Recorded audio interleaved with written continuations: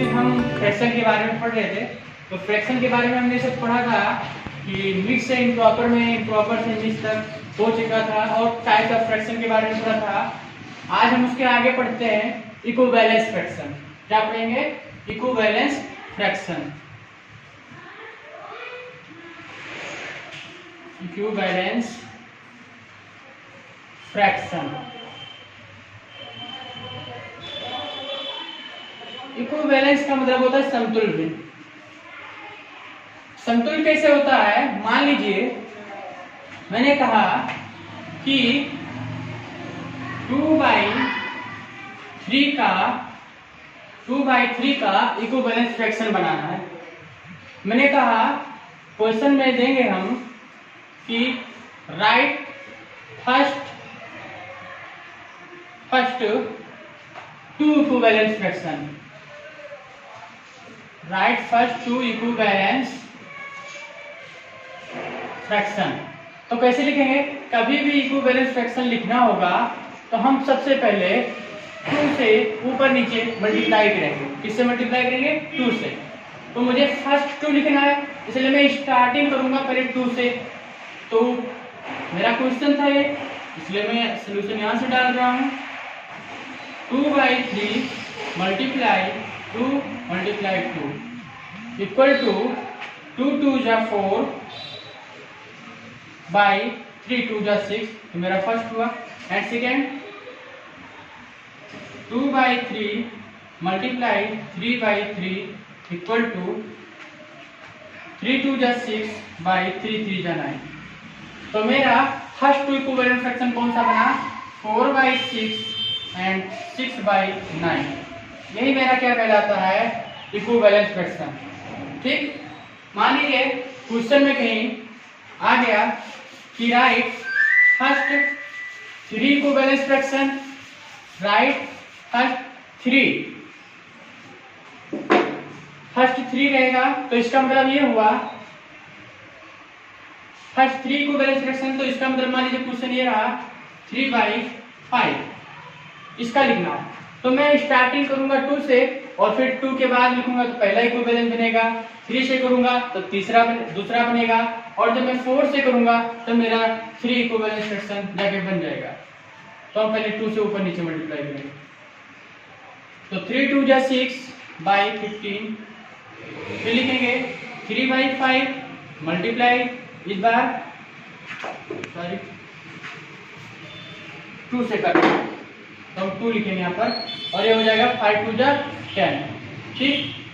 5 2 जा 10 3/5 फिर 3 से ऊपर नीचे मल्टीप्लाई करेंगे तो बन जाएगा हमारा 3 3 जा 9/15।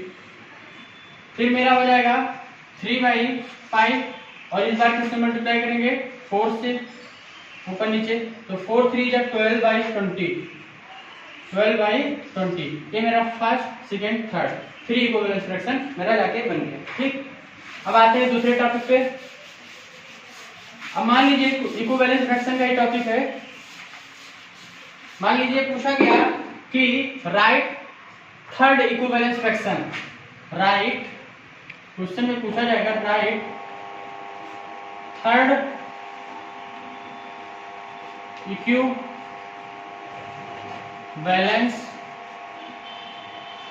फ्रैक्शन। तो कैसे लिखना होगा? उसके राइट थर्ड इक्विवेलेंस फ्रैक्शन के बारे में पढ़ेंगे। ये कैसे होता है?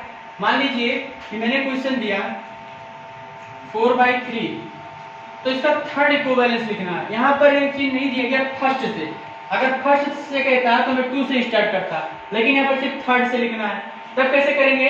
तो हम ऊपर नीचे 2 का फर्स्ट लिखना होता तो 2 से करते, सेकंड लिखना होता तो 3 से करते, थर्ड लिखने से इसलिए हम किससे मल्टीप्लाई करेंगे? ऊपर नीचे 4 से करेंगे, क्योंकि तभी तो मेरा जाके बनेगा थर्ड इक्विवेलेंट फ्रैक्शन। ठीक। तो 4 4 जा 16 बाई 4 3 जा 12। ये मेरा बन गया थर्ड इक्विवेलेंट फ्रैक्शन। मान लीजिए और कोई एग्जांपल और लेते हैं 3/5 लिख दिया। इसका मुझे थर्ड इक्विवेलेंस लिखना है। तो थर्ड इक्विवेलेंस के लिए फर्स्ट के लिए 2 से करते हैं, सेकंड के लिए 3 से करते हैं एंड थर्ड के लिए 4 से करेंगे। दूसरे 4 से ऊपर नीचे मल्टीप्लाई करेंगे। फिर मेरा जाके बन गया 4 3 जा 12 5 5 4 जा 20, ये मेरा इक्विवेलेंट फ्रैक्शन हो गया। ठीक, तो समझ में आया बच्चों इसको?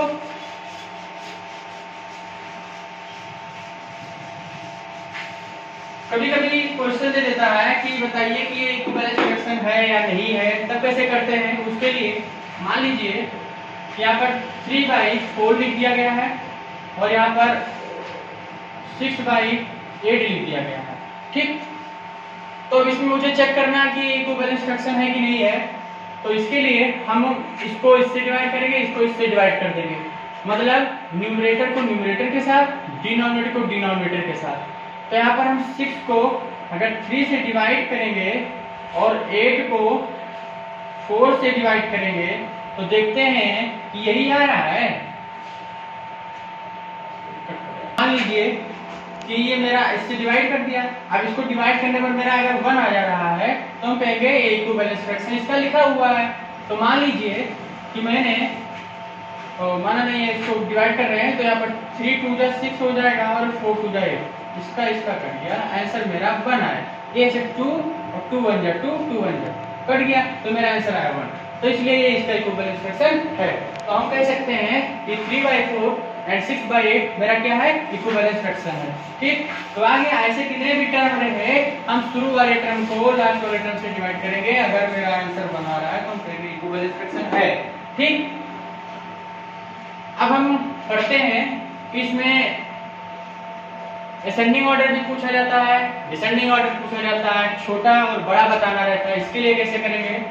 तो हम कंपेयरिंग नंबर के साथ कैसे पढ़ते हैं? कंपेयरिंग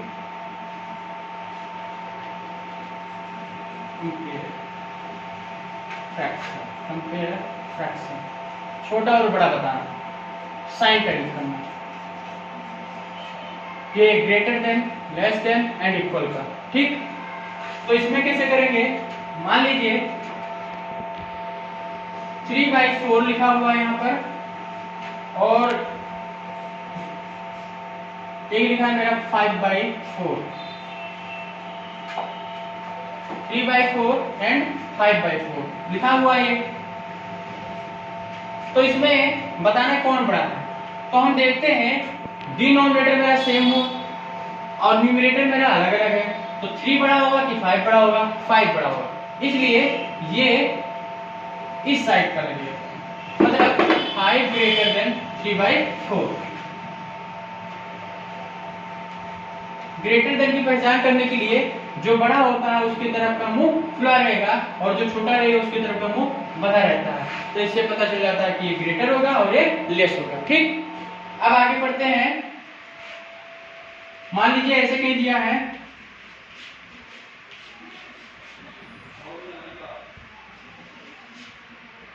ऐसे दे दिया, अब इसमें बताना है तो यहाँ पर देखेंगे डिनोमिनेटर में सेम है। जब डिनोमिनेटर सेम है तो इसमें मैच कराएंगे, 3 बड़ा है कि 1 बड़ा है? 3 बड़ा है, इसलिए इधर का मुंह खुला रहेगा, मतलब ये बड़ा होगा। तो इस तरीके से मेरा ये बड़ा और छोटा का कंपेयर हो गया। मान लीजिए एग्जांपल और ले रहे हैं, 7/5 और 7/5 इधर भी लिख दिया। तो फर्स्ट ऑफ ऑल देखेंगे कि डिनोमिनेटर सेम है कि नहीं? सेम है, 5/5। अब न्यूमरेटर की बारी है, न्यूमरेटर भी सेम है, इसलिए यहाँ पर इक्वल का साइन। इसको उतार लिया कॉपी में, अब इसके आगे बढ़ते हैं।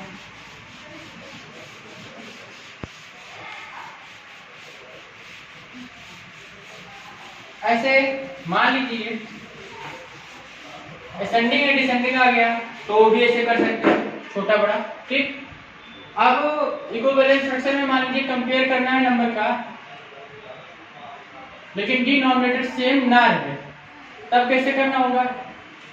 कंपेयर करना है। ठीक, तब कैसे करेंगे? मान लीजिए डिनोमिनेटर मेरा सेम नहीं है, तो उसके लिए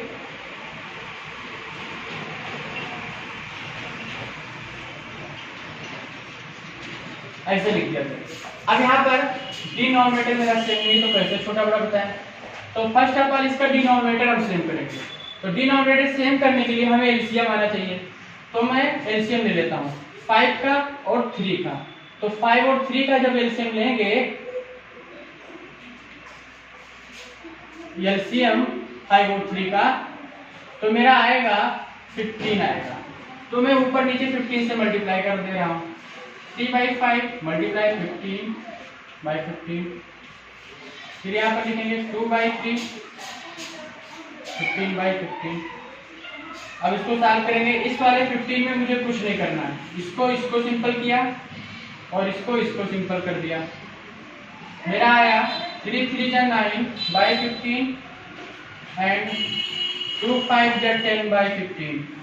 इस तरीके से मेरा डिनोमिनेटर सेम हो गया। अब हम बता सकते हैं आसानी से कि कौन बड़ा है कौन छोटा है। तो ये बड़ा होगा और ये छोटा होगा, इसलिए मेरा ये ग्रेटर देन होगा और ये लेस देन होगा। समझ में आया? तो जब डिनोमिनेटर सेम नहीं होता है तो उसका हम एलसीएम लेंगे। एलसीएम लेने के बाद ऊपर नीचे से मल्टीप्लाई कर देते हैं, फिर इसको सॉल्व करते हैं। सॉल्व करने के बाद हम ग्रेटर और लेस देन का पता करके साइन यूज कर देते हैं। ओके, ठीक है, तब आगे बढ़ते हैं।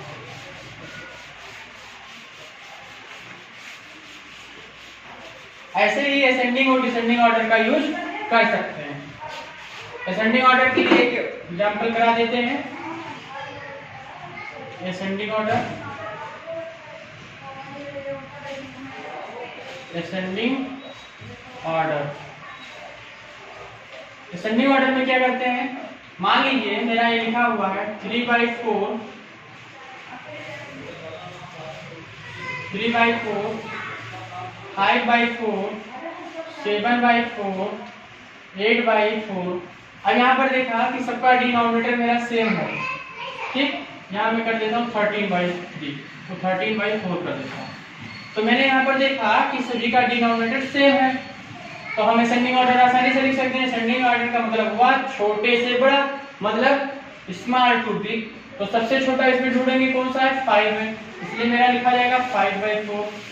फिर मेरा लिखा जाएगा 7/4, फिर मेरा लिखा जाएगा 8/4 और एंड लास्ट लिखा जाएगा 13/4।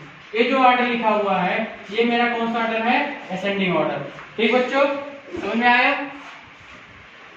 अब डिसेंडिंग ऑर्डर पढ़ लेते हैं। डिसेंडिंग ऑर्डर इसी का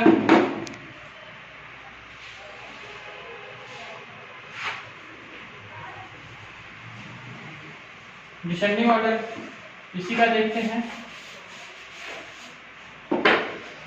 इसमें सबसे बड़ा लिखना है। डिसेंडिंग मतलब बिग टू स्मॉल, सबसे बड़ा से सबसे छोटा लिखना है। तो सबसे बड़ा इसमें कौन सा है? 13 है, तो पहले इसको लिखेंगे 13/4। फिर कौन बड़ा है? 8/4। फिर कौन बड़ा है? 7/4।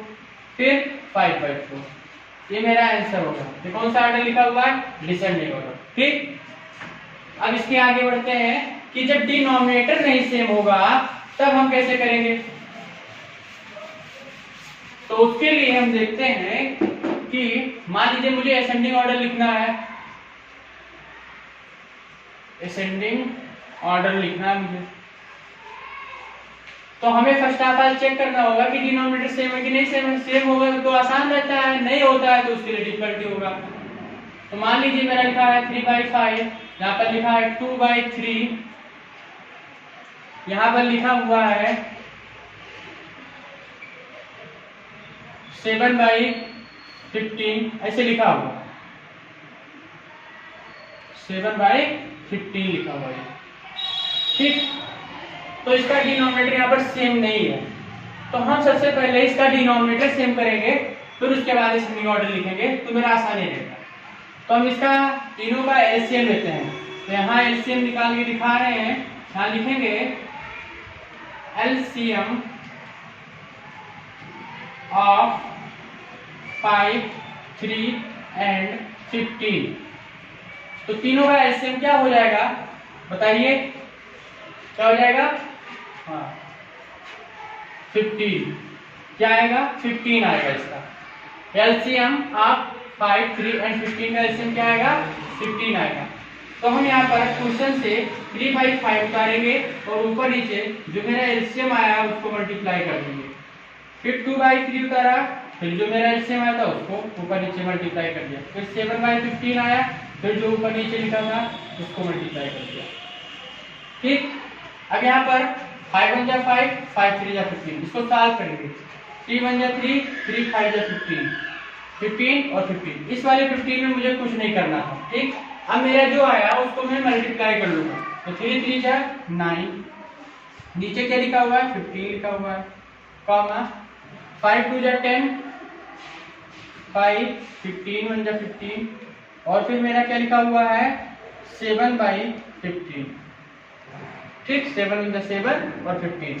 अब मुझे इसका असेंडिंग, देखो यहाँ पर डिनोमिनेटर मेरा सेम होगा, अब मुझे लिखना था असेंडिंग ऑर्डर, तो इसका असेंडिंग ऑर्डर क्या हो जाएगा, सबसे छोटा क्या है 7, तो हम पहले लिखेंगे 7/15, फिर उसके बाद क्या लिखेंगे 9/15, फिर उसके बाद लिखेंगे 10/15। ये मेरा कौन सा ऑर्डर हो गया, असेंडिंग ऑर्डर। सेम ऐसे डिसेंडिंग ऑर्डर कर सकते हैं इसी का। तो फर्स्ट ऑफ ऑल वही इतना काम करना ही करना है कि सबसे पहले डिनोमिनेटर सेम करेंगे, और फिर डिनोमिनेटर सेम करने के बाद जब डिसेंडिंग लिखना होगा तो इसमें सबसे बड़ा जो है उसको पहले लिखा जाएगा, फिर उससे छोटा, फिर सबसे छोटा लिख देते हैं।